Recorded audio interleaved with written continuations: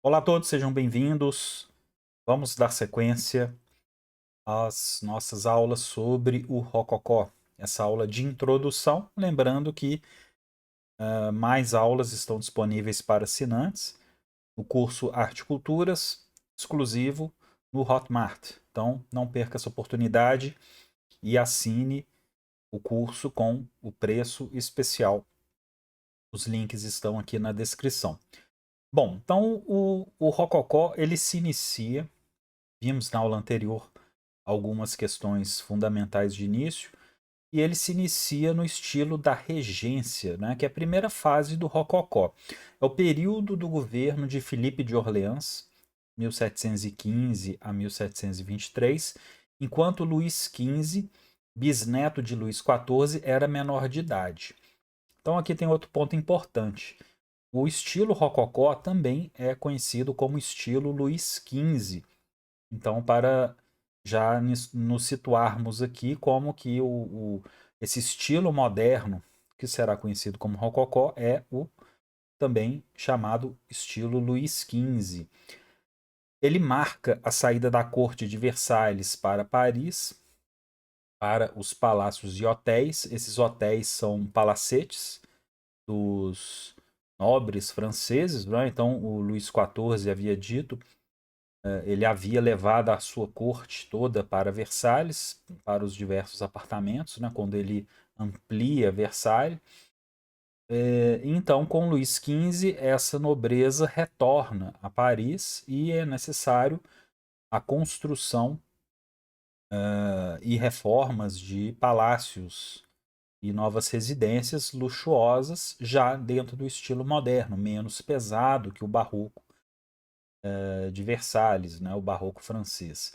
E a França se torna o país das cores decorativas, vivas e luminosas, da pintura de estilo galante. Nós vamos entender esse estilo galante com Watteau, já havia comentado um pouquinho antes.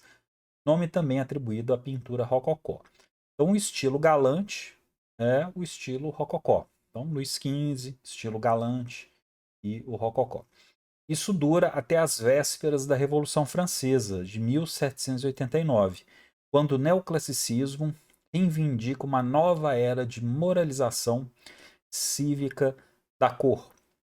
Não é? Eu gosto muito desse termo, moralização cívica, porque o neoclássico havia explicado na aula anterior, mas eu vou continuando a demonstrar isso aqui ao longo dessa introdução. O neoclássico busca retomar sentidos moralistas, cívicos, temas bíblicos, temas históricos, vida dos grandes heróis, dos grandes personagens, como o motivo principal da arte, já que no Rococó os artistas haviam se desviado para os temas aristocráticos daqueles que podiam pagar pela arte. Né? Então, os nobres, dentro de uma decadência aristocrática visível, né? Vamos encontrar aí uma arte que também vai refletir, de certa forma, essa futilidade, essa frivolidade, termos que serão usados pelos neoclássicos para atacar a arte rococó. Obviamente, a arte rococó não é de todo uma coisa fútil e frívola, né? É preciso compreender isso no seu momento, na sua época histórica, mas entender que esses adjetivos foram dados pelos neoclássicos, pelos seus próprios contemporâneos, né? E também na fase final ali revolucionária. Então vemos aqui uma foto do interior do Palácio de Chantilly, na França. Quarto, né? O quarto é uma parte, né, da casa, dos palácios, extremamente valorizada, né? Transforma-se em um espaço de possibilidades prazerosas, a ideia da alcova. Então, muitas pinturas, como essa de Fragonard, né, pólvora, né, ou fogo em pó, dependendo ali da tradução, né, uma fotografia que eu fiz no Louvre, é uma pintura pequena, com essa moldura belíssima, né? Eram pinturas que não ficavam expostas para um público maior, porque eram demasiadamente eróticas. Então, eram pinturas que muitas vezes eram compradas para ficarem em espaços reservados. Havia, claro, as grandes pinturas para os grandes ambientes, mas também havia um mercado dessas pinturas, digamos, mais eróticas, mais marotas, né? Que não ficavam, obviamente, em espaços públicos, justamente para não causar nenhum tipo de escândalo, mas eram altamente apreciadas. O estudo tornou-se um dos grandes prazeres da vida, com bibliotecas em casa. Então tem também uma mudança significativa no quarto, na biblioteca, nesses ambientes caseiros que são destinados aí aos prazeres, né? Também tem uma ênfase maior do rococó, não que eles não existissem antes, mas há uma ênfase maior em ambientar esses prazeres, tanto sexuais quanto intelectuais, no mundo palaciano. A sala de jantar, destinada aos prazeres gastronômicos, refletindo o estilo rococó. Já do barroco, nós temos um aumento, uma valorização da gastronomia, tanto da gastronomia quanto da perfumaria. Então a França fica muito conhecida tanto pela sua comida quanto pela perfumaria. E também a sala de música, designada para tocar e ouvir música, né? Então aquelas apresentações domésticas que vemos, inclusive em diversos filmes, isso também passa a ser também uma parte da rotina desses ambientes mais aristocráticos. Uma personagem muito importante foi a Madame de Pompadour, que vemos aqui, né, essa pintura famosa de François Boucher. Então, Madame de Pompadour foi Jeanne Antoinette Poisson. Amante de Luís XV, foi desprezada pelo seu estilo de vida extravagante. Ela não era de uma origem nobre, mas foi elevada por Luís XV com um título. E moldou o gosto da corte francesa para o chamado estilo Luís XV. Então ela foi uma grande patrocinadora das artes, ela foi uma mecenas do estilo rococó. O seu estilo de cabelo, né, o estilo pompadour, que tem um topete à frente, né, influenciou o penteado de Bette Davis, de Elvis Presley, né? Quer dizer, então até hoje nós temos esse corte de cabelo, né? Esse estilo chamado pompadour. E também um tipo de rosa, esse rosa com uma cor pastel, salmão, um rosa pêssego, tornou-se uma cor icônica do rococó pela fabricante de cerâmicas Sèvres. Sèvres, né? Perdão minha pronúncia. Mas a cerâmica, assim como esses pequenos objetos, bibelôs, serão muito apreciados no período rococó. E essa cor em especial vai se tornar também uma das cores preferidas de Madame de Pompadour. Então nós temos uma referência na cerâmica tanto na França quanto na Alemanha, que veremos mais adiante nas aulas exclusivas de Rococó na Alemanha. Então, Madame de Pompadour, ela nos apresenta aqui, né? Veremos na aula da França essa pintura com maiores detalhes, mas é uma pintura que já nos mostra um atributo intelectual, né, com livros, ao mesmo tempo que ela está em uma pose informal, né, que denota aí uma comodidade, um luxo evidente, além de todo um vestido, né, que nos dá toda a sua pompa, né? E futuramente o estilo neoclássico irá eliminar toda essa indicação de um luxo excessivo para um estilo mais austero, inclusive dos vestidos, né? Existe uma comparação bem interessante entre a Madame Recamier, de Jacques-Louis David, com essa pintura de Boucher, da Madame Pompadour. Outro ponto interessante para analisarmos nessa introdução ao Rococó são os salões de arte de Paris no século XVIII. esses salões, o nome salão existe até hoje. São grandes mostras, concursos de arte, que são então eleitos, né? São expostos artistas que passam por um determinado concurso e vão ditando as tendências dos períodos. Então foram importantes espaços de exibição e discussão artística para o público e críticos, né? Além da elite. Os primeiros salões foram organizados pela Academia Real de Pintura e Escultura, no período barroco, 1667. Então era algo bem fechado para as elites e posteriormente isso vai abrir para o grande público. Então, à medida que o século XVIII vai se desenvolvendo, isso vai sendo aberto para um público cada vez maior e após a Revolução Francesa isso, né, se torna algo estatal, né, para que as pessoas comuns pudessem ver aí os grandes salões que eram realizados no Salão Carré do Louvre, aí posteriormente no Louvre, né? Obras selecionadas por um júri de membros da academia, divididas em diferentes categorias e premiações, então tem paisagem, pinturas históricas, temas bíblicos, né? Por aí vai. Formou o gosto artístico da época, impulsionou carreiras. Entre os participantes aqui do período rococó, o Fragonard, o Boucher e, posteriormente, o neoclássico Jacques-Louis David também participa.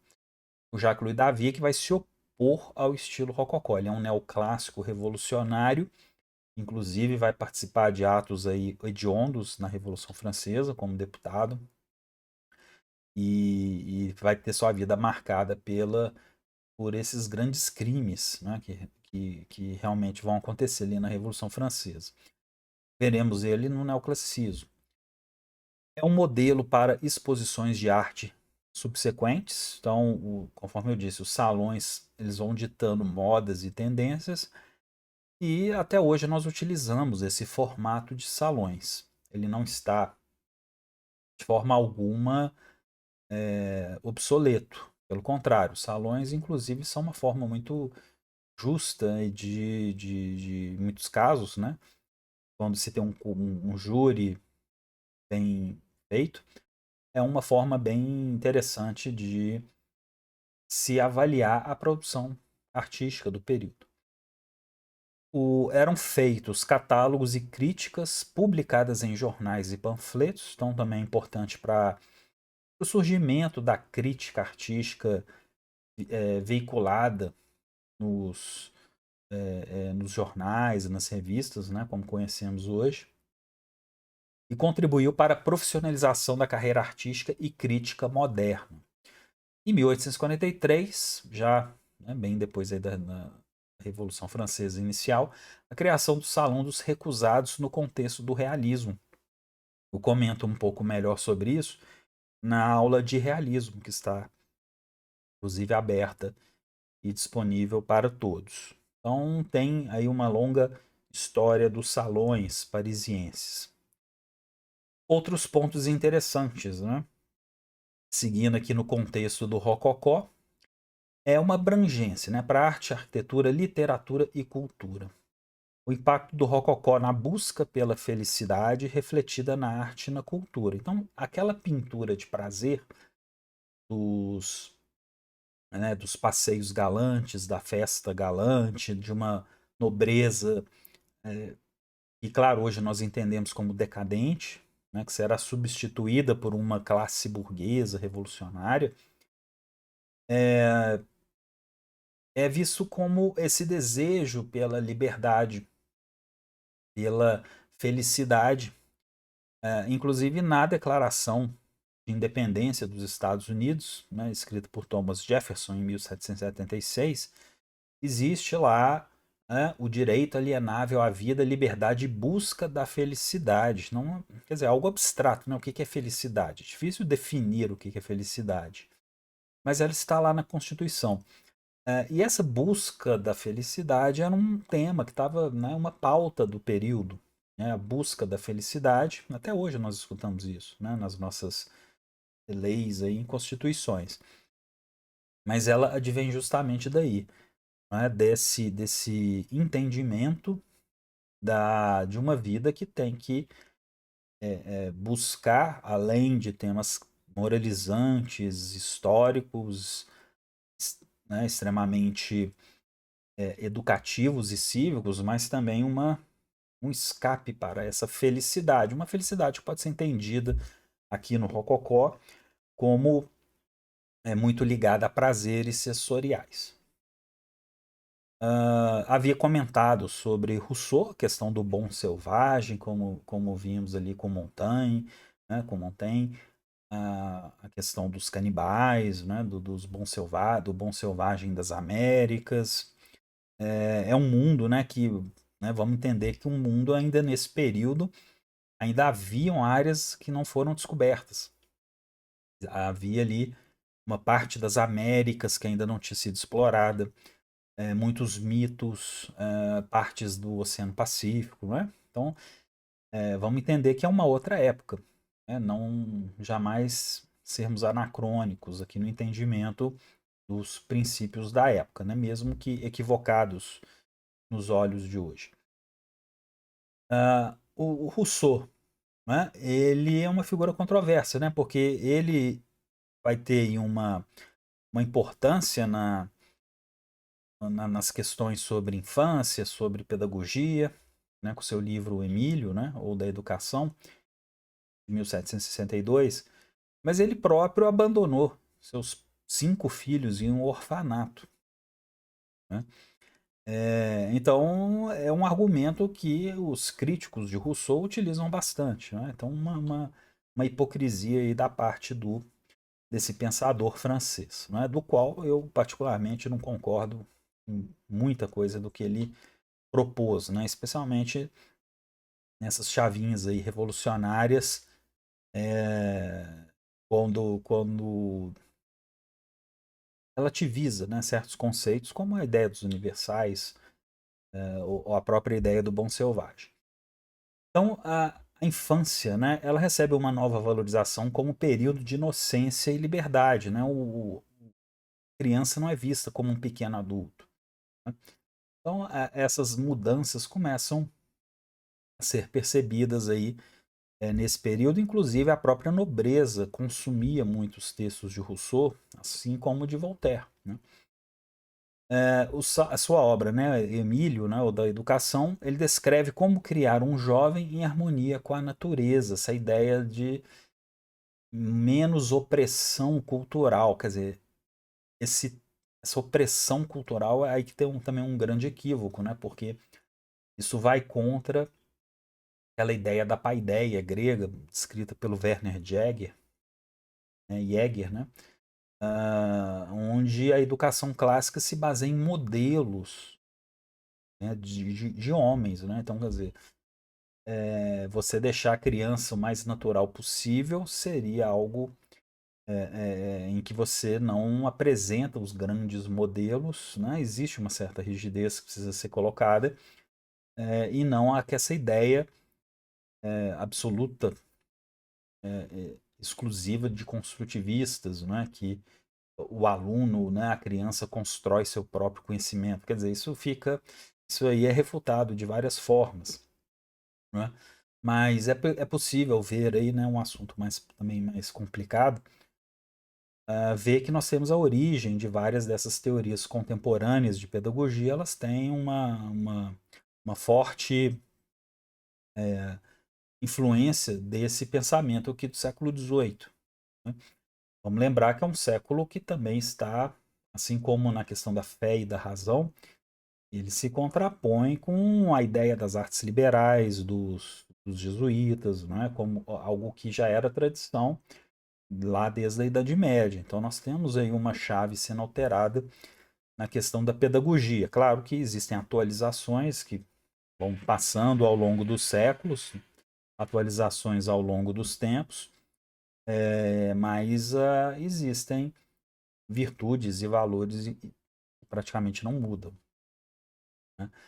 Um desses casos é a própria paideia, que o Werner Jäger descreve, né, na sua obra clássica sobre a formação do homem grego, que se aplica perfeitamente aos dias de hoje.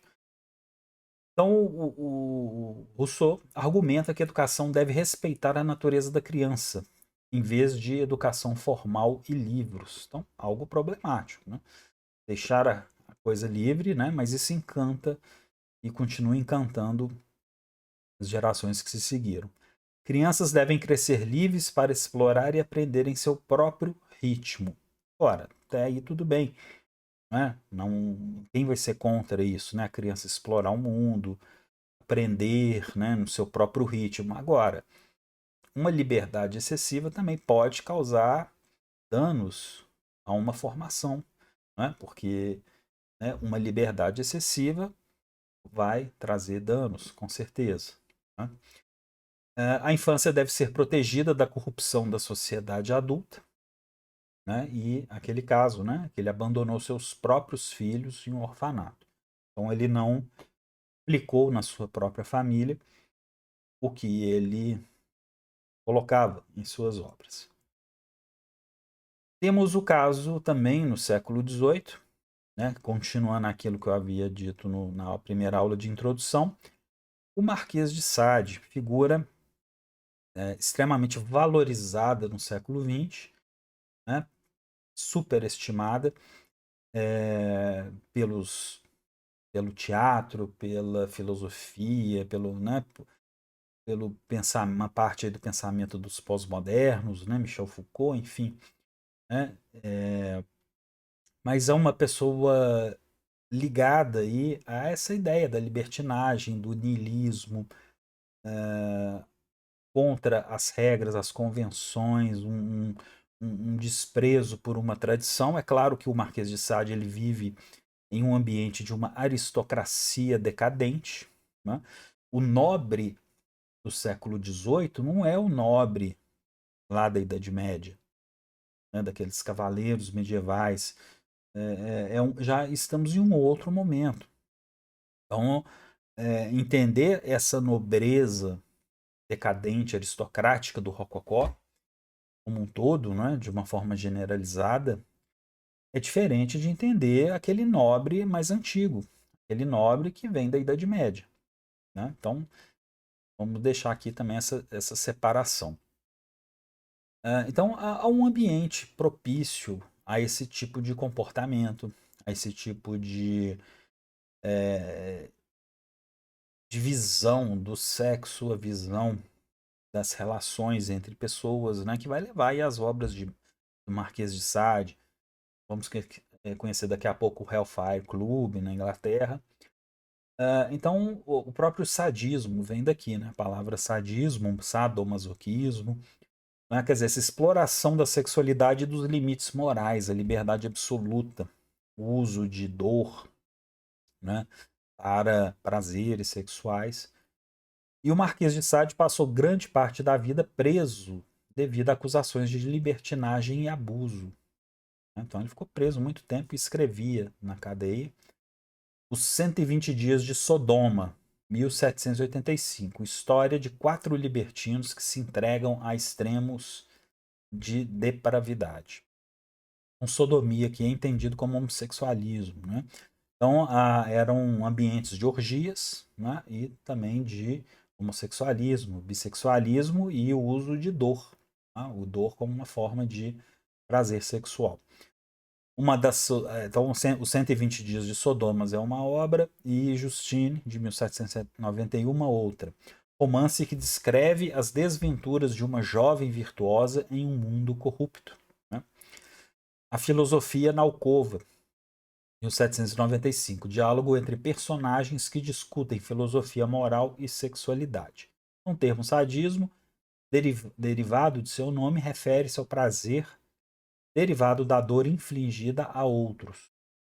Em 1790, foi deputado na Convenção Nacional, na Revolução Francesa, representando a ala mais radical, que seria essa extrema esquerda. O niilismo e o existencialismo, pensadores pós-estruturalistas como Foucault, né, o estudaram. Então ele nos dias de hoje, é uma figura bem valorizada, né? Então o século XX trouxe isso daí. O Sir Francis Dashwood, vamos para a Inglaterra, né? Um bom vivant e fundador do Hellfire Club, né? Com seu traje de jantar otomano que vemos ali. Aqui também é um desses personagens bem críticos desse período anticlerical, anti-tradição, né? Era uma pessoa ligado a práticas, né, maçônicas. Esse Hellfire Club que ele criou, né? Ele é um nobre inglês. Ele cria esse clube chamado Hellfire Club, né? O clube do inferno, do fogo do inferno, né? Que tinha ali, né, especialmente seus locais na Inglaterra e na Irlanda, né? Ali no Reino Unido como um todo. Eles faziam, né, segundo aí os relatos, rituais religiosos e práticas hedonistas, né? Práticas sexuais, orgias, né? Enfim, jogos, e sátiras aos costumes religiosos, especialmente o catolicismo, né? Então, acho que acima do protestantismo, o catolicismo ele é um maior inimigo, né, da maçonaria, dos revolucionários, porque o catolicismo ele está junto desde a Idade Média com as grandes monarquias, né, com a própria aristocracia.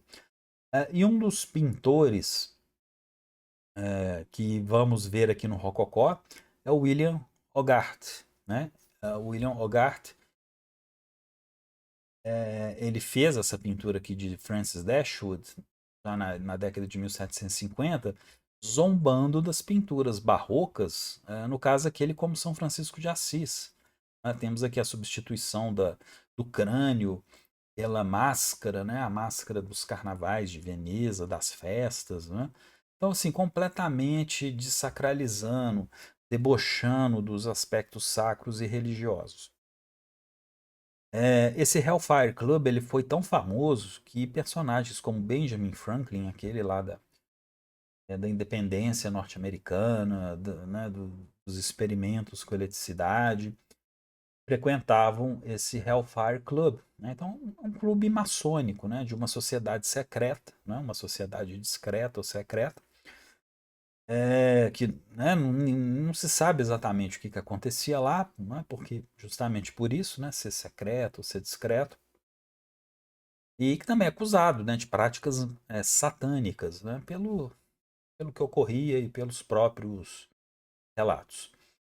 A Abadia de Medmenham, no rio Tamisa, famoso local construído por Dashwood para o clube, com cavernas e o mausoléu da família. Então, esse local pode ser visto, tem documentários sobre isso.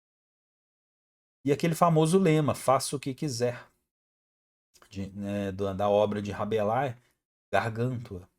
Né? Então, aquela ideia que o Aleister Crowley irá falar mais adiante, né, que o Raul Seixas vai tomar isso também, né? Faça o que tu queres, é tudo da lei.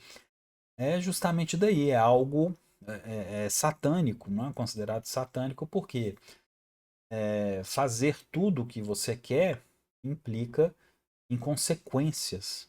Né? Então você não pode fazer tudo o que você quer.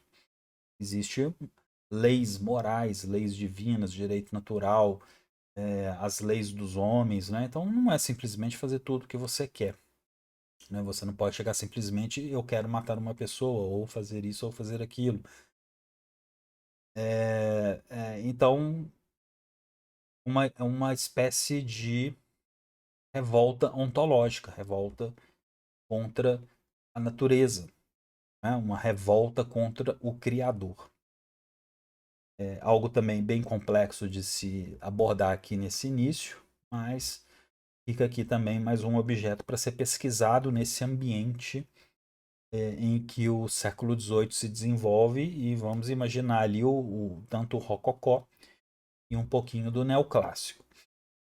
Outro ponto importante aqui do ambiente rococó do século XVIII, porque que tem muito a ver com o neoclássico também, mas que mostra esse gosto pelas viagens, pela cultura, pelos lugares exóticos, que vai impulsionar essa ideia que nós temos hoje de turismo.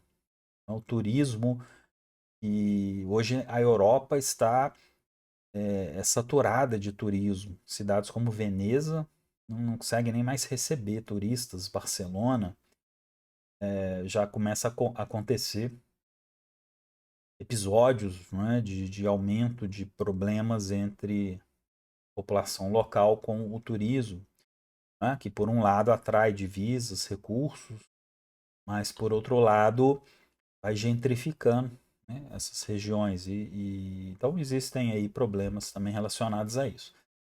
Mas aquilo que será chamado de Grand Tour, né, vamos ver mais adiante com um pouco mais de calma. Então o Grand Tour era o quê? Era uma viagem que os jovens faziam ali após a sua formação escolar, e conheciam esses grandes berços da cultura europeia, especialmente a Itália. A Itália era o grande destino do Grand Tour, alguns momentos a Grécia, o Egito, a Terra Santa, né? Enfim, mas especialmente a Itália. Então esse gosto pelas ruínas, pela antiguidade clássica, né? E Roma vai ser né, um dos principais destinos.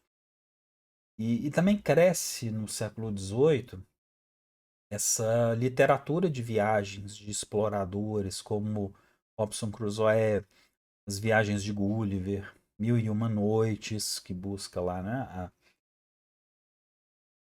as poesias lá do Oriente, né, do Oriente Islâmico. Então vamos ter aí artistas fazendo aquarelas, gravuras como Piranesi, não é? O próprio Giacomo Quarengi, né? Fazendo pontos turísticos, ruínas, caprichos, que são paisagens imaginárias. Então, essa fascinação pelas ruínas e a convicção quanto à sua beleza pitoresca fazem com que os artistas e arquitetos da segunda metade do século XVIII visitem a Itália. Então, uma nova percepção, né, dentro da pintura de paisagem vai surgir, que é a ideia do pitoresco. É uma ideia bem já do romantismo. Paisagens que trazem a ideia do pitoresco, aquilo que é digno de ser pintado, seja a natureza selvagem, seja uma ruína e muitas vezes carregada de um simbolismo muito forte. A ruína como uma alegoria da vida, né? Uma vida que passa, uma vida decadente, né? Uma civilização que um dia foi grande e hoje nós vemos só ruína. Então tem um sentido alegórico com a vida. Então, as viagens à Itália, conforme eu disse, né, para estudar a antiguidade, esses estudantes percorriam a Itália Central. Eu recomendo esse livro do Goethe, né, Viagem à Itália, porque ele é um excelente. Essa aqui é uma foto minha, né, do meu livro aqui. Esse livro do Goethe ele é um excelente exemplo de um Grand Tour. Ele descreve o seu passeio pela Itália, né, a sua chegada, a saída da Alemanha até a Itália e descobrindo aquilo que ele conhecia pelos livros, né, e coisas que ele não conhecia.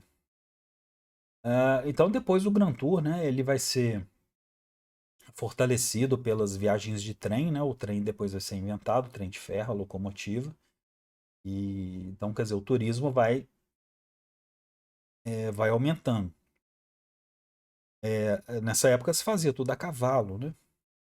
Então eram viagens longas, demoravam anos. Então a ideia do turismo de massas, né, começa justamente aqui. E esses viajantes, ó, vamos ver aqui o Piranesi, né? Eles faziam pinturas, olha aqui, por exemplo, o Arco de Trajano, né, que está no Fórum Romano. Então as pessoas iam até Roma, até Veneza, compravam as gravuras dos artistas. As gravuras são mais baratas que uma pintura. Ela está em papel, né? Então há uma tiragem, uma réplica, uma reprodução. Então, esse gosto pelas ruínas também vem de encontro, não só com o prazer da viagem, né, mas é o prazer erudito e o gosto pela história. E esse gosto pela história, pelas ruínas romanas, se identifica muito com o neoclássico. É um período neoclássico que tem também aulas já disponíveis abertas sobre esse entendimento, e eu falo um pouquinho também aqui dos neoclássicos, né? Aqui do Grand Tour. E esse desejo por viagens vai levar o Rococó, esse período Rococó, ao gosto pelo exótico, pelo oriental. São culturas como a China, a Arábia, né, o mundo islâmico, o mundo hindu, o mundo chinês, né, a Ásia, a África vão receber uma atenção muito especial, especialmente a Ásia, né? A Inglaterra está expandindo suas colônias, né, sua, sua influência, o Portugal, né, tal. Então esse gosto começa a refletir no Rococó, nos jardins, nessas pequenas edículas, nessas construções, nesses palacetes, e isso vai ser transmitido para o romantismo. Então, o século XVIII e século XIX, já no romantismo, também nós vamos ter a presença muito forte desse exotismo. O romantismo ele herda do rococó o gosto pelos jardins ingleses, pela paisagem pitoresca, pelo exótico. Então, além da técnica de pintura que vimos anteriormente, aquela técnica mais solta, mais livre, né? O romantismo ele abraça essas ideias artísticas do exótico e do rococó, né? Vem do rococó vai para o romântico. Então aqui vemos esse pavilhão no estilo chinês, né? Das chinesices, como dizemos aqui no Brasil, em Portugal, né? Da Chinois Série, Chinois Serri. Então a chinesice, né? Nós vamos encontrar em Minas Gerais. Ela aparece no Barroco. E esse estilo consiste numa mistura de rococó com elementos da arquitetura oriental. Vamos começar a ver aí pagodes chineses em jardins. Na Inglaterra, vemos que os jardins ingleses têm esses pagodes chineses, né? Então é bem interessante ver essa mistura entre a visão europeia do Oriente com a própria arte, né? Rococó. E essa pintura que vemos aqui, Fragonard, o Balanço, 1767-68. É com certeza, na minha opinião, a pintura rococó mais famosa. Uma pintura que nos mostra esse erotismo latente, porque nós temos aqui uma jovem do balanço, né? Ela está sendo aqui empurrada por um senhor mais velho, provavelmente o marido, e aqui abaixo um amante, né? Um amigo ali muito próximo, né? Mas podemos entender como um amante. Ele está sob aqui, ó, Cupido. Também temos aqui mais Cupidos, né? Golfinho. E a visão desse amante está justamente aqui numa diagonal, ó, o próprio braço aponta que ele está olhando para as partes íntimas, né, dessa moça, né? E numa época que não havia, né, roupas de baixo, né, enfim. E uma cena completamente idílica de um jardim de estilo inglês, um jardim que aparenta ser selvagem, né? Tem a presença do cachorrinho aqui também. Então ela nos dá esse clima de sedução, de erotismo, de algo que seja proibido, né? Então nós temos aqui diante uma malícia colocada aqui dentro dessa pintura, né? Então, surgido na França, né, recapitulando, entre o barroco e o neoclássico, né, visto como uma variação profana do barroco, tá? Isso era uma visão anterior. O rococó ele foi visto como uma fase final do barroco, uma fase de decadência, né? Mas a partir do século XX, ele é considerado aí um estilo independente. Então é aquela coisa que os modernistas brasileiros tiveram ali um pouquinho de confusão em diferenciar o barroco do rococó, né? Então o rococó realmente ele foi ali já no início do século XX, né, visto como uma uma fase final do barroco. É um tipo de barroco mais decadente, né? Só que não, o barroco ele tem suas características, o rococó tem as suas. Isso foi melhor definido na segunda metade do século XX. E aqui vemos, né, o François Boucher, o Antoine Watteau e o Fragonard, que seria esses três pintores. Vamos começar aqui com o Watteau, depois o Boucher e o Fragonard. Eles fecham, né, esses três pintores, eles fecham muito bem a ideia do rococó. Então, se algum dia vocês forem ensinar aí o rococó, falem desses três pintores. Alguns arquitetos importantes, como François de Cuvilliés, que trabalhou na, na Alemanha, né? Naquela parte sul ali da Alemanha, da Bavária, ali no Sacro Império Romano Germânico, também nos mostra tudo isso. Né? Porque esse rococó vai florescer na forma também religiosa, especialmente na Alemanha. Então é importante ver a Alemanha nesse contexto. É um universo aristocrático, com uma ourivesaria refinada, mobiliário, pintura e decoração dos interiores dos hotéis parisienses, da aristocracia.